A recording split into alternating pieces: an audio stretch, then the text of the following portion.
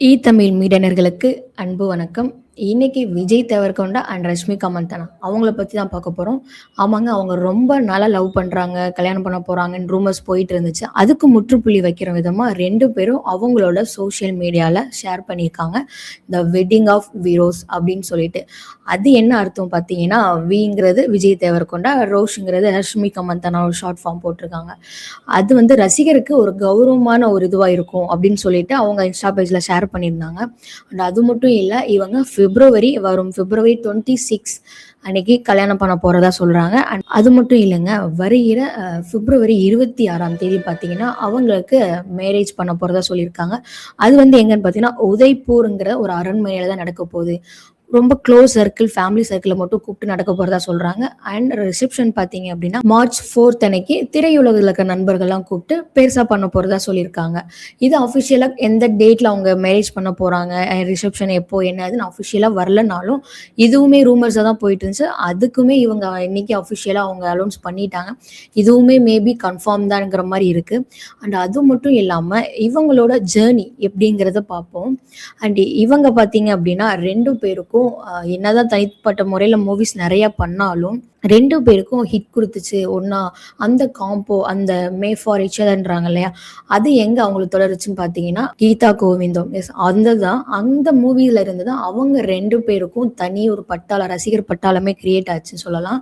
அந்த மூவில இவர் ஒரு சாக்லேட் பாய் மாதிரியும் அவங்க ஒரு ரகட் கேர்ள் மாதிரியும் அந்த மாதிரி தான் இருந்துச்சு. ஆனா போக போக போக ரொம்ப ரகட் பாயா தான் விஜய் தேவரகொண்டா நடிச்சிட்டு இருக்காரு. இவங்களுமே பார்த்தீங்கன்னா கொஞ்சம் சாஃப்ட் அண்ட் ஹார்ட் இந்த மாதிரி கொஞ்சம் ஃபன்னியாக தான் போய் எடுத்துட்டு இருக்காங்க.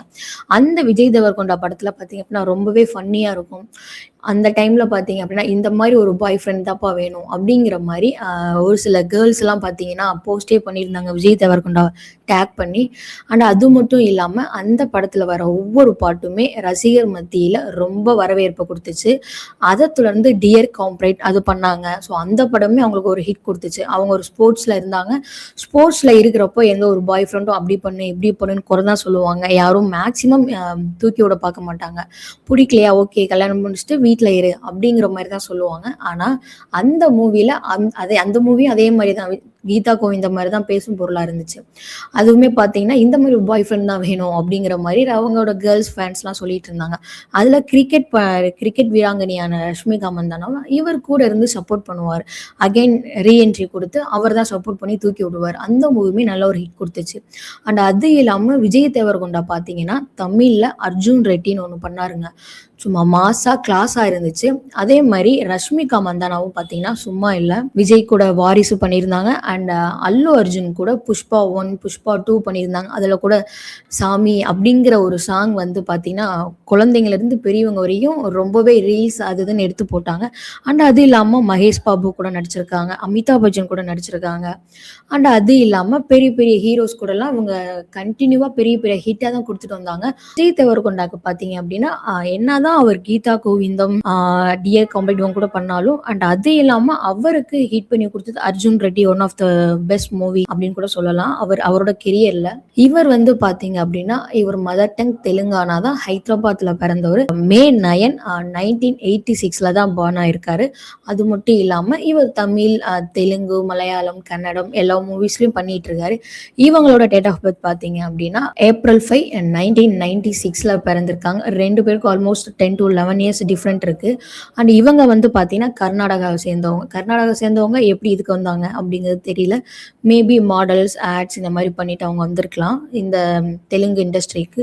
அண்ட் அது மட்டும் இல்லைங்க, இவங்க 2 பேரும் கீதா கோவிந்தம் பண்ணப்பயே இவங்க 2 பேரும் நல்ல ஒரு பேர், லவ் பண்ண சான்ஸ் இருக்கு, கல்யாணம் பண்ணுவாங்க அப்படின்ற மாதிரி ரூமர்ஸ் போனாலும் அதுக்கு முற்றுப்புள்ளி வைக்கிற விதமா இடையில பார்த்தீங்க அப்படின்னா ரஷ்மிகா மந்தனா ஒரு தொழிலதிபரை லவ் பண்ணி என்கேஜ்மெண்ட் பண்ணாங்க. பட் அது என்னன்னு தெரியல. அன்பார்ச்சுனேட்லி அந்த என்கேஜ்மெண்ட் அப்பயே ஸ்டாப் ஆயிடுச்சு. அண்ட் அதை தொடர்ந்து பார்த்தீங்க அப்படின்னா இவங்க இந்த மாதிரி போஸ்ட் பண்ணதுக்கு அப்புறம் நிறைய அவங்களோட சினிமா ஃப்ரெண்ட்ஸ் சர்க்கிள்ல இருந்து கொஸ்டின் கேட்குறாங்க, மீடியா ஃபீல்ட்ல இருந்து. அதுல ரஷ்மிகா மந்தனோட முன்னாள் காதலன் அவரோட நண்பர்கள் கிட்ட பிரஸ் மீட் ஒன்று கொஸ்டின் கேட்டிருப்பாங்க. இந்த மாதிரி ரஷ்மிகா மந்தனா மேரேஜ் பண்ண போறாங்க, அதை உங்க ஃப்ரெண்டு எப்படி எடுத்துக்கிறாரு, உங்க ஃப்ரெண்டுக்கு பத்திரிக்கை கொடுப்பாங்களா அப்படிங்கிற மாதிரி கேள்வி எழும்பும்போது அவங்க கண்டிப்பா கொடுக்க மாட்டாங்க. அது மட்டும் இல்லாம அவங்களுக்கு கல்யாணம் ஆகுதுன்னு சொல்லிட்டு என் ஃப்ரெண்டு அழுறதுக்கு ஒன்றும் குழந்தை இல்லை, அப்படிங்கிற மாரி நக்கலா சிரிச்சுட்டு போயிருப்பாங்க. அண்ட் அது மட்டும் இல்லங்க, இவங்க 2 பேரும் பார்த்தீங்க அப்படின்னா, அப்ப இருந்தே ஒரு குட் ஃப்ரெண்டா தான் இருந்திருக்காங்க. அண்ட் இடையில மேபி இந்த ரூமர்ஸ்னாலயா என்னமோ, இல்ல அவங்களுக்குள்ள ஒரு அண்டர்ஸ்டாண்டிங் வந்துச்சுன்றனாலயோ தெரியல. அண்ட் இப்போ ஒரு குட் நியூஸ் தான் அவங்க ரசிகர்களுக்கு குடுத்துருக்காங்க.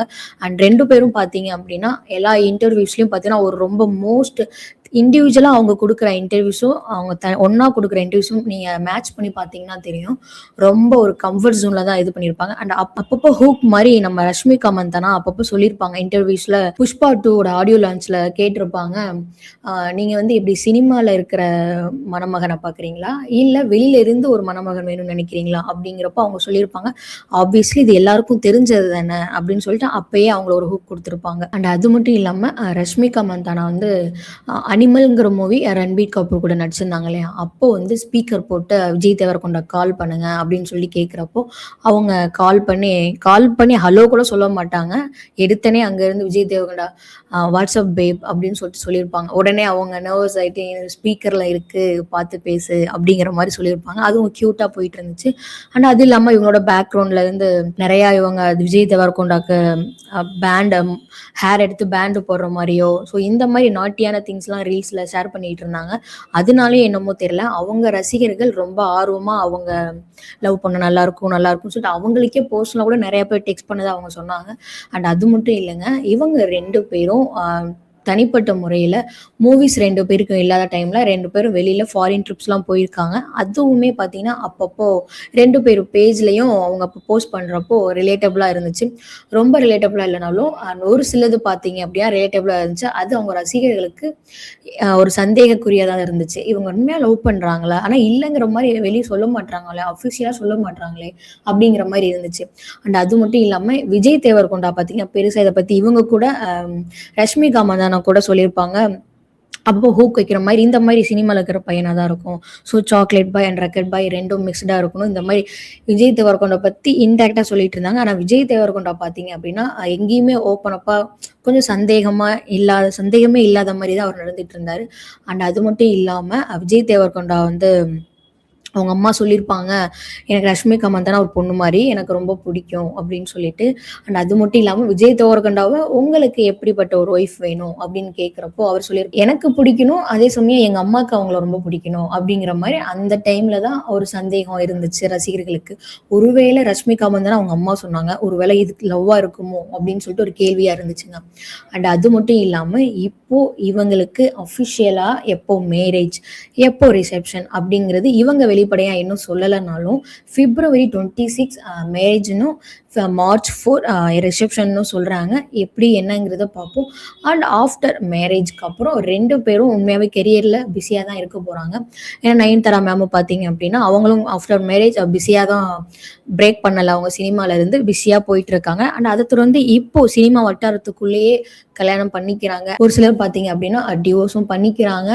அண்ட் அந்த மாதிரி நெறைய பேர் இல்லனாலும், ஒரு சிலர் பார்த்தீங்க அப்டின்னா, அஜித் சாலினியா இருக்கட்டும், சூர்யா ஜோதிகாவா இருக்கட்டும். ஸோ அவங்கலாம் பார்த்தீங்க அப்டின்னா, அப்ப இருந்து லவ் பண்ணி சினிமா வட்டாரத்துக்குள்ளேயே லவ் பண்ணி, கல்யாணம் பண்ணி இன்னும் இது பண்ணிட்டு இருக்காங்க. அண்ட் அத தொடர்ந்து இப்போ இவங்களும் அந்த லிஸ்ட்ல இவங்களும் விஜய் தேவரகொண்டா, ரஷ்மிகா மந்தானா வருவாங்களா? அப்டிங்கிறதையும் பார்ப்போம். அண்ட் ஆஃப்டர் மேரேஜ் எப்படி இருக்க போது? பிரஸ் மீட்லாம் குடுப்பாங்களா? அண்ட் ஆஃப்டர் மேரேஜ் ரொம்ப பிஸியா இருப்பாங்களா?